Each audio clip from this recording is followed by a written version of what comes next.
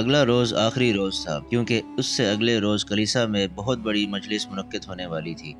آج ہی کلیسا کے ہال کو کانفرنس کے لیے تیار کر لیا گیا تھا۔ آج آیا صوفیہ کی صفائی کی جا رہی تھی کیونکہ کل یہاں کلیسا روما اور یونانی کلیسا کا اتحاد ہونے والا تھا۔ قاسم اس اتحاد کو تباہ کرنا چاہتا تھا۔ آج صبح سورج طلوع ہوتے ہی قاسم بطریق اعظم کے کہنے پر ایک مرتبہ پھر سپہ سالار گرینڈ ڈیوک نوٹارس سے ملنے گیا۔ قاسم نے سپہ سالار کو میٹنگ میں شدت پسند رویہ اختیار کرنے پر آمادہ کر لیا۔ وہاں سے واپسی پر قاسم انتہائی غیر محسوس طریقے سے اپنے بعض خفیہ ساتھیوں سے ملنے کے لیے بھی گیا، جس کی کانوں کان کسی کو خبر نہ ہو سکی۔ لیکن جس وقت قاسم اپنے ساتھیوں سے مل کر واپس آ رہا تھا، اسے بازار کی بھیڑ میں ڈیوڈ دکھائی دیا۔ قاسم کا ماتھا ٹھنکا، کہیں ڈیوڈ اس کا تعاقب تو نہیں کر رہا۔ کسی سوچ نے قاسم کو بے چین کر دیا، لیکن وہ اپنے دھیان میں چلتا رہا اور دوپہر سے پہلے آیا صوفیہ پہنچ گیا۔ آیا صوفیہ میں کانفرنس کی تیاریاں مکمل ہو چکی تھیں اور اس وقت ہال کے ہر ستون کے ساتھ کئی مشعلیں لٹکائی جا رہی تھیں۔ قاسم تیز تیز قدموں سے چلتا ہوا اپنے کمرے میں پہنچا۔ ڈیوڈ ابھی تک اس کے ذہن سے اترا نہیں تھا۔ قاسم کے آنے سے کچھ دیر بعد دیوانی لڑکی پھر ٹپک پڑی۔ قاسم نے آتے ہی اس سے پوچھا، ڈیوڈ کہاں ہے؟ معلوم نہیں، صبح ایک بار میں نے اسے بطریق شاگال کے ساتھ دیکھا تھا۔ وہ دونوں آیا صوفیہ سے باہر جا رہے تھے۔ قاسم کے دل میں طرح طرح کے وسوسے پیدا ہونا شروع ہو گئے۔ وہ کسی خطرے سے ڈرتا نہیں تھا، اسے تو صرف یہ بات پریشان کر رہی تھی کہ کہیں کام مکمل ہونے سے پہلے ہی بھانڈا نہ پھوٹ جائے۔ قاسم نے سونیا کو جانے کی اجازت دی اور خود بطریق اعظم کے کمرے کی جانب بڑھ گیا۔ اس نے بوڑھے بطریق اعظم کو نوٹارس کے تعاون کا یقین دلایا تھا، لیکن اس نے بطریق اعظم کو بے حد فکر مند اور پریشان دیکھ کر احتیاط کے ساتھ سوال کیا، مقدس باپ، آپ فکر مند ہیں، میں آپ کی فکر دور کرنے کے لیے ہر خدمت بجا لانے کو حاضر ہوں۔ بوڑھے بطریق اعظم نے قاسم کی جانب غور سے دیکھا اور پھر کسی قدر پریشان لہجے میں کہا، ہاں، سچ مچ میں پریشان ہوں۔ کل دونوں کلیساؤں کی مجلس منعقد ہونے والی ہے اور شہنشاہ نے تہیہ کر رکھا ہے کہ وہ ہر صورت میں رومی کلیسا کے ساتھ اتحاد کر کے رہے گا۔ میں سوچتا ہوں کہ رومی کلیسا کے اقتدار کے بعد میں ملک کے کس کونے میں منہ چھپاؤں گا۔ قاسم نے ذرا سی دیر کے بعد عرض کی، مقدس باپ، آپ بالکل فکر مند نہ ہوں۔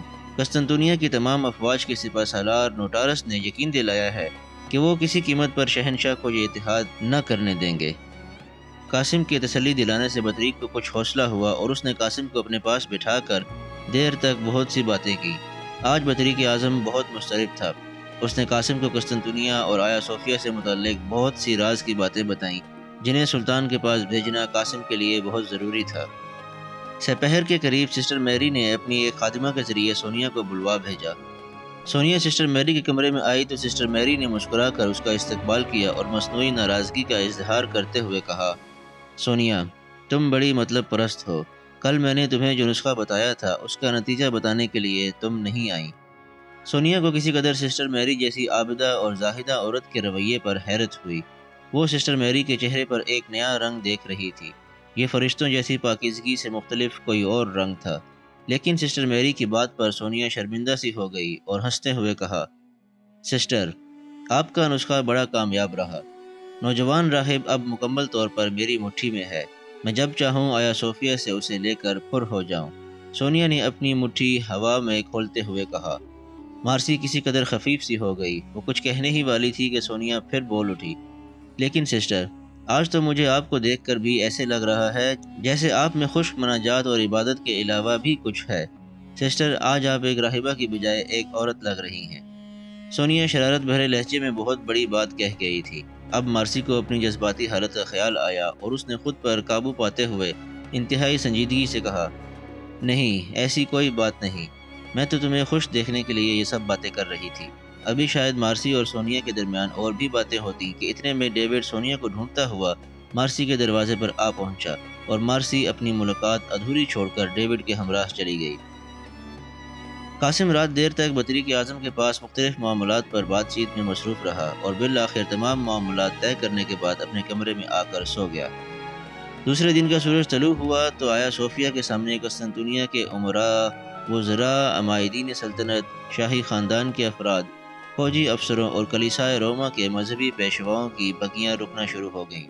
کچھ دیر بعد شہنشاہ بھی ہال میں پہنچ گیا۔ شہنشاہ کے پہنچتے ہی مجلس شروع کر دی گئی۔ آیا صوفیہ کے بطریق اعظم نے میزبان کی حیثیت سے مجلس کا آغاز کیا۔ سب سے پہلے بطریق اعظم نے کھڑے ہو کر کتاب مقدس انجیل کی تلاوت کی اور پھر اپنی افتتاحی تقریر سے مجلس کا آغاز کر دیا۔ بطریق اعظم کی تقریر کے بعد شہنشاہ نے مجلس کی صدارت کا اعلان کیا اور بطریق اعظم کو نظر انداز کرتے ہوئے کارڈینل ایسیڈور کو دونوں کلیساؤں کی متحدہ مجلس کا صدر بنا دیا۔ شہنشاہ کے اس حکم پر یونانی کلیساؤں کے پادری اپنی کرسیوں پر جز بز ہو کر رہ گئے۔ اب اجلاس باقاعدہ شروع ہو چکا تھا۔ سب سے پہلے شہنشاہ نے اجلاس کے مقصد پر روشنی ڈالی اور تمام شرکاء کو اس نقطے پر اعتماد میں لینے کے لیے ایک لمبی تقریر کی کہ کس طرح دونوں کلیساؤں کا اتحاد دفاع قسطنطنیہ کے لیے ضروری ہے۔ شہنشاہ نے اپنی تقریر میں آیا صوفیہ کے پادریوں اور بطریقوں کو ٹھنڈا رہنے کی ہدایت کی اور ان کو سمجھانے کی کوشش کی کہ پاپائے روم اور مغربی یورپ کی امداد قسطنطنیہ کے لیے ناگزیر ہے۔ شہنشاہ کو مذہبی اتحاد سے زیادہ مغربی یورپ کی امداد سے دلچسپی تھی، اسی لیے وہ دونوں فرقوں کے درمیان ہر اختلاف کو نظر انداز کر کے تمام عیسائیوں کو یکجا کرنا چاہتا تھا۔ شہنشاہ کے اس خیال پر تمام افواج کا سپہ سالار گرینڈ ڈیوک نوٹارس سب سے زیادہ برہم ہوا اور اس نے اپنی نشست پر کھڑے ہو کر ایک لحاظ سے شہنشاہ کی گستاخی کی تھی اور بھری مجلس میں ڈنکے کی چوٹ پر کہا، اگر شہنشاہ معظم کو یہ خطرہ ہے کہ قسطنطنیہ پر مسلمان قابض ہو جائیں گے تو میری دانست میں یہ کوئی بڑا خطرہ نہیں۔ اس سے بڑا خطرہ یہ ہے کہ قسطنطنیہ پر روم کے ظالم پوپ کا قبضہ ہو جائے۔ مجھے قسطنطنیہ میں کارڈینل کی ٹوپی کے مقابلے میں ترکوں کے امامے دیکھنا زیادہ گوارا ہے۔ نوٹارس کے الفاظ ایوانی مجلس پر برف کی طرح گرے۔ سب کی نظریں یک لخت قسطنطین کے چہرے پر اٹھیں۔ شہنشاہ کا چہرہ انگارے کی طرح سرخ ہو رہا تھا۔ نوٹارس نے گستاخی کی حد کر دی تھی، لیکن شہنشاہ اپنی کرسی پر پیچ و تاب کھا کر رہ گیا۔ یہ اس کا دربار نہیں تھا کہ جلاد کو حکم دے کر نوٹارس کا سر قلم کروا دیتا۔ یہ مقدس کلیسا تھا اور یہاں کسی کا خون بہانا حرام تھا۔ ویسے بھی شہنشاہ جنگ کے اس نازک موقع پر نوٹارس جیسے جرنیل کو کھونا نہیں چاہتا تھا، اس لیے شہنشاہ نے کچھ نہ کہا۔ نوٹارس کی گستاخی سے جہاں شہنشاہ اور بعض دیگر لوگوں کے علاوہ رومن کیتھولک پادریوں کو غصہ آیا، وہاں یونانی کلیسا کے پادری بہت مسرور ہوئے۔ نوٹارس اب بھی شراب پیے ہوئے تھا اور نشے کی حالت میں اس کے منہ سے وہ الفاظ نکل رہے تھے جو قاسم نے محنت کر کے اس کے ذہن میں اتارے تھے۔ قاسم اپنی نشست پر مسکرا دیا۔ نوٹارس بیٹھ گیا تو کارڈینل ایسیڈور نے اپنی تقریر کی۔ قاسم اس اجلاس میں موجود تھا۔ وہ اجلاس کی ساری کارروائی بڑے غور سے سن رہا تھا۔ اس اجلاس کا ناظم ایک نوجوان بطریق تھا جو قاسم کے دائیں پہلو میں ضروری کاغذات کا پلندہ اپنی جھولی میں رکھے اجلاس کی کارروائی دیکھ رہا تھا۔ پہلی مرتبہ اجلاس کے ناظم نے کھڑے ہو کر ایک عجیب اعلان کیا، معزز شرکائے مجلس، آج کے اس اجلاس میں ہمارے درمیان خداوند یسوع مسیح کی جائے پیدائش یروشلم کے ایک مقدس بشپ بھی موجود ہیں۔ یہ گزشتہ شب تک شہنشاہ معظم کے مہمان تھے۔ میں ان سے درخواست کرتا ہوں کہ تعلیمات مسیح کی روشنی میں قسطنطنیہ کے نازک حالات پر دونوں کلیساؤں کے اتحاد سے متعلق اپنے خیالات کا اظہار فرمائیں۔ یہ اعلان سن کر قاسم چونکا۔ اسے اس مہمان کے بارے میں کوئی علم نہ تھا۔ غالباً بطریق اعظم بھی بیت المقدس کے اس بشپ کی آمد سے بے خبر تھا۔ گوہ کہ بیت المقدس بھی سلطنت عثمانیہ کا حصہ تھا، لیکن وہاں کے پادریوں اور بشپوں کی ابھی تک پوری عیسائی دنیا میں بڑی عزت تھی۔ یہ شہنشاہ کی چال تھی جو عین دوران اجلاس سامنے آ گئی تھی۔ بیت المقدس کے مقدس بشپ نے اٹھ کر دونوں کلیساؤں کے اتحاد پر ایک پر اثر تقریر کی۔ قریب تھا کہ بہت سے مخلص عیسائی راہب اس اتحاد پر آمادہ ہو جاتے کہ اسی اثناء میں ایک باوردی دربان نے شہنشاہ کے قریب جا کر اس سے کان میں کچھ کہا اور شہنشاہ نے اپنے چہرے سے کسی قدر حیرت کا اظہار کیا۔ شہنشاہ کچھ دیر تک دربان کی بات سنتا رہا اور پھر آخر میں شہنشاہ نے کچھ ایسے انداز میں سر ہلایا جیسے کسی کام کی اجازت دے رہا ہو۔ اگلے لمحے شہنشاہ سے فارغ ہو کر آنے والے دربان نے مجلس کے ناظم کو، جو قاسم کے نزدیک بیٹھا تھا، آ کر کچھ ہدایات دیں۔ مجلس کے ناظم نے اپنی نشست پر کھڑے ہو کر دونوں کلیساؤں کے اجلاس کو تھوڑی دیر کے لیے برخاست کرنے کا اعلان کر دیا۔ قاسم کا ماتھا ٹھنکا۔ یہ برخاستگی اچانک اور غیر متوقع تھی۔ قاسم سوچ میں ڈوب گیا۔ اعلان کے بعد شہنشاہ اپنی نشست سے اٹھا اور کچھ دیر کے لیے کہیں چلا گیا، جبکہ باقی شرکائے اجلاس میں سے چند لوگ، جن میں شاہی خواتین بھی شامل تھیں، اٹھ کر چلے گئے اور جو پیچھے بچ گئے وہ اپنی اپنی جگہوں پر بیٹھے خسر پسر کرنے لگے۔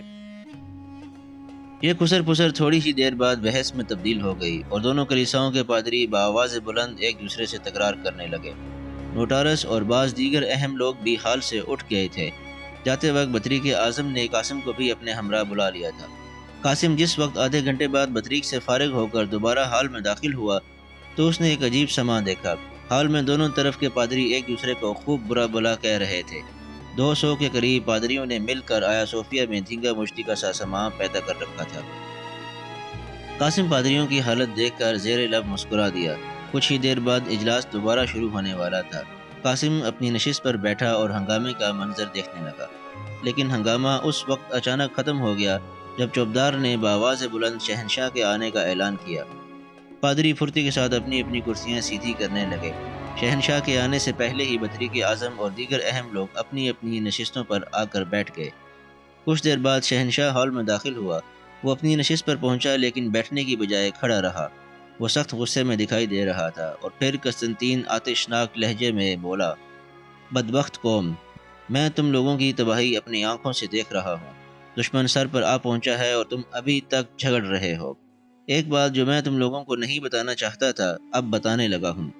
اے تفرقہ باز مذہبی پیشواؤ، غور سے سنو۔ میں نے گزشتہ شب ایک بھیانک خواب دیکھا ہے۔ میں نے ایک بہت بڑی دیوار پر ہزاروں کوے شور مچاتے ہوئے دیکھے ہیں، جو کائیں کائیں کرتے ہوئے آسمان سر پر اٹھائے ہوئے ہیں۔ پھر میں دیکھتا ہوں کہ مغرب کی طرف سے گدھوں کا ایک بہت بڑا غول اڑتا ہوا آتا ہے اور اسی دیوار پر آ کر بیٹھ جاتا ہے۔ پھر میں دیکھتا ہوں کہ کوے اور گدھ آپس میں لڑ رہے ہیں کہ اسی اثنا میں وہ دیوار ہلنے لگتی ہے، اور پھر میں دیکھتا ہوں کہ آسمان کی جانب سے بہت سے شاہین دیوار پر بیٹھے پرندوں کی طرف لپکتے ہیں اور پلک جھپکتے میں انہیں کھا جاتے ہیں۔ پھر میں دریا میں ایک کشتی دیکھتا ہوں جس میں چھید ہو چکا ہے اور بہت سا پانی اس کشتی میں بھر رہا ہے، اور آخر میں ایک بدصورت دیو کو دیکھتا ہوں جس کی آنکھیں سرخ انگاروں کی مانند دہک رہی ہیں۔ یہ دیو مجھے اپنے دامن میں چھپانے کی کوشش کرتا ہے، لیکن میں چھپنے کی بجائے اپنی شمشیر نکال کر اس دیو کا سر قلم کر دیتا ہوں۔ میں نے یہ خواب دیکھا لیکن کسی کو نہ سنایا۔ اے بدبخت مذہبی پیشواؤ، میں نہیں جانتا کہ اس خواب کی تعبیر کیا ہے، لیکن میں اتنا ضرور جانتا ہوں کہ اس خواب کی تعبیر قسطنطنیہ کے حق میں اچھی نہیں۔ میں تمہیں آخری بار نصیحت کرتا ہوں کہ تم لوگ متحد ہو جاؤ، ورنہ مسلمان تمہارا نام و نشان مٹا دیں گے۔ قسطنطین کی تقریر جوشیلی اور زوردار تھی۔ تمام حاضرین پر سناٹا چھا گیا، اور پھر کچھ دیر بعد آیا صوفیہ کی ایک بوڑھی راہبہ نے اٹھ کر بات کرنے کی اجازت چاہی اور کہنے لگی، شہنشاہ معظم، اس خواب کو نظر انداز کر دینا دانشمندی نہیں۔ سب سے پہلے اس خواب کی صحیح تعبیر حاصل کی جائے تاکہ اس کی روشنی میں قسطنطنیہ کے لیے آئندہ کا لائحہ عمل تیار کیا جا سکے۔ اور بھی کئی لوگوں نے شہنشاہ کو یہ مشورہ دیا کہ پہلے اس اہم خواب کی تعبیر کسی سے پوچھی جائے۔ شہنشاہ نے لوگوں کے کہنے پر بطریق اعظم اور کارڈنل کو تعبیر بتانے کے لیے کہا، لیکن وہ دونوں بغلے جھانکنے لگے۔ اسی اثنا میں ایک نوجوان راہبہ نے بات کرنے کی اجازت چاہی اور عرض کی، شہنشاہ معظم، خوابوں کی تعبیر بتانے کے سلسلے میں آیا صوفیہ میں صرف ایک ہی ہستی معتبر ہے، اور وہ ہے عبادت گزار سسٹر میری۔ بہتر ہوگا کہ سسٹر میری کو اجلاس میں بلوا لیا جائے اور اس خواب کی تعبیر دریافت کی جائے۔ شہنشاہ کے حکم سے بطریق اعظم نے سسٹر میری کو فی الفور حاضر ہونے کا پیغام بھیج دیا۔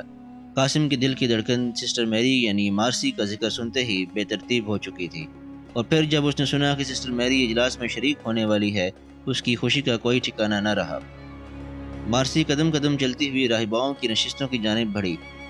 پہلی قطار میں ہی اس کے لیے ایک کرسی خالی کر دی گئی تھی۔ وہ اپنی نشست پر پہنچ کر ایک مرتبہ شہنشاہ اور پھر ایک مرتبہ حاضرین مجلس کے سامنے احتراماً ذرا سی جھکی اور بیٹھ گئی۔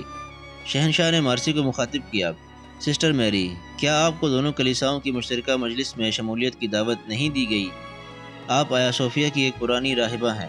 آپ کو آج ہماری مجلس سے غیر حاضر نہیں رہنا چاہیے تھا۔ قسطنطین کے سوال پر مارسی نے اطمینان کے ساتھ جواب دیا، شہنشاہ معظم، یہ اختلافی نوعیت کی مجلسیں نمٹانے کے لیے ہمارے بشپ اور بطریق ہی کافی ہیں۔ میں یسوع کی ایک معمولی خادمہ ہوں اور کلیساؤں کے اختلافی مسائل سے اجتناب کرتی ہوں، لیکن پھر بھی میں اپنی غیر حاضری پر معذرت خواہ ہوں۔ اپنی بات کے دوران مارسی کی نظر قاسم پر پڑ گئی اور اس کے دل کی حالت غیر ہوتی گئی۔ اس کی نگاہوں نے قاسم کا وجیح چہرہ دیکھا تو جیسے مارسی کے شکستہ وجود میں جان سی پڑ گئی۔ کچھ دیر کے لیے تو مارسی کو یہ بھول ہی گیا کہ وہ کہاں کھڑی ہے اور کیا کہہ رہی ہے۔ اس کی نگاہوں کے سامنے یکے بعد دیگرے ماضی کے اوراق کھلنے لگے، اور وہ فی الحقیقت ایک بار پھر ہال سے غیر حاضر ہو گئی۔ اس نے شہنشاہ کی بات کا جواب تو دیا، لیکن وہ اس کے بعد اپنے حواس میں نہ رہی۔ اس کی نظر قاسم پر پڑ چکی تھی۔ پھر نہ جانے کیوں اس کے سینے میں درد کا ایک شرارہ سا پھوٹا اور شفاف زمرد کے 2 قطرے مارسی کی آنکھوں سے جھانکنے لگے۔ اگر آپ کو ویڈیو پسند آئی ہو تو اس کو لائک اور شیئر کیجیے، چینل کو سبسکرائب کر لیجیے اور بیل آئیکن کو بھی پریس کر دیجیے تاکہ آئندہ آنے والی تمام ویڈیوز آپ کو باقاعدگی سے ملتی رہیں۔